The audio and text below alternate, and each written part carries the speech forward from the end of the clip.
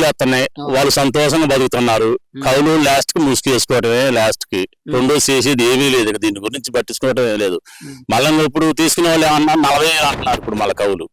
అట్లా తీసుకుని ఏం బాగుపడదామని అది నేను అనేది. ఇప్పుడు సొంత భూమి ఉన్న వాళ్ళు కూడా ఎకరానికి ₹1,00,000 వరకు పెట్టుబడి పెడతా ఉన్నారు. మరి ఆ ₹1,00,000 మరి రావట్లేదు కదా, మొత్తం పంట నష్టం. ఎవరికైనా లాసే సొంతం చేసుకునే వాళ్ళకి, కాదంటలా సొంతది కాబట్టి వాళ్ళకి దానికి సగంలో సగం వస్తాయి వాళ్ళకి. మనం ఉరుగుతున్నాం కాబట్టి మనకు మోకాలు ఇరిగిపోతున్నాయి ఆడ గోళపడేరికి. వాళ్ళు సగంలో నిలదొక్కుంటారు. అది నేను అనేది. అందువల్లనే రైతుకి కౌలు చేసినోడు మాలావు దెబ్బ మేను అది. మరి ఇప్పుడు అసలు నల్లి అనేది 2 సంవత్సరాల నుంచి వస్తుంది. 4 సంవత్సరాలు కరెక్ట్ గా 4 సంవత్సరాల్లో 3 సంవత్సరాలు వేసి 6 ఎకరాలు అమ్మింది నేను. అది ఇప్పుడు మళ్ళీ వచ్చే కాలంలో మళ్ళీ మిర్చి చేయాలన్నా కూడా భయపడుతున్నారు. ఇంకేం చేసేది, ఒకసారి పురుగు మందు డబ్బా తీసుకోవటం చెట్టు కిందకి వేయాలంటే చెబుతున్న వాస్తవం. వాళ్ళు ₹4 ఉంది అని మనం వేద్దామని ఎగురు పెట్టాం కాదు, వేసిన వాడికి తెలిసిద్ది దాని అనేది అర్థం. అది లెక్క. మరి ఇప్పుడు ఎట్లుంది మరి రైతు?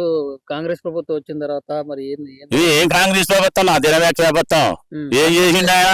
సుధం మందు కట్టలు లేకపోయినా అది ఓటు వేసింది కూడా వాడికి సుఖం ఏముంది. అది నేను అనేది. సీరియల్ పోతే ఆడి సొంత వాళ్ళకి రాసుకుంటున్నా మాకు ఈడ కొట్టలో వాడు. అది నేననేది. ఏం చేద్దాం చెప్పు. ఇప్పుడు పండిన పంటకు కూడా మరి దానికి గిట్టుబాటు ధర ఉందంటావా లేదంటా? ఏం ఇచ్చిండో వాటిలో సొసైటీ రేట్లు అయితే ఇచ్చిండు. దానికైతే దాంట్లో కూడా 2% ₹2 కట్ చేస్తానంట 60 కేజీలు టిక్కీలకే. ఇంకా అవి తెలియదు మనకి. నేను వేసిన సొసైటీలు కానీ ఆ పచ్చ కాగితం నాకు దొరకల. అది ఆ కాగితం నాకు దొరకనేలా. ₹2 కట్ చేస్తాను నిజమేనా? అవి కట్ చేస్తున్నా అంటున్నారు జనం. ఎందుకని ఎందుకు కట్ చేస్తున్నారు ఏం మరి దాని వల్ల నాకు తెలియదు. అది ఇప్పుడు బత్తాకి సంచి ₹2 కట్ చేస్తున్నారు. మిరపకాయలకి ఎట్టుంది కోల్డ్ స్టోరేజ్ అమ్మినప్పుడు?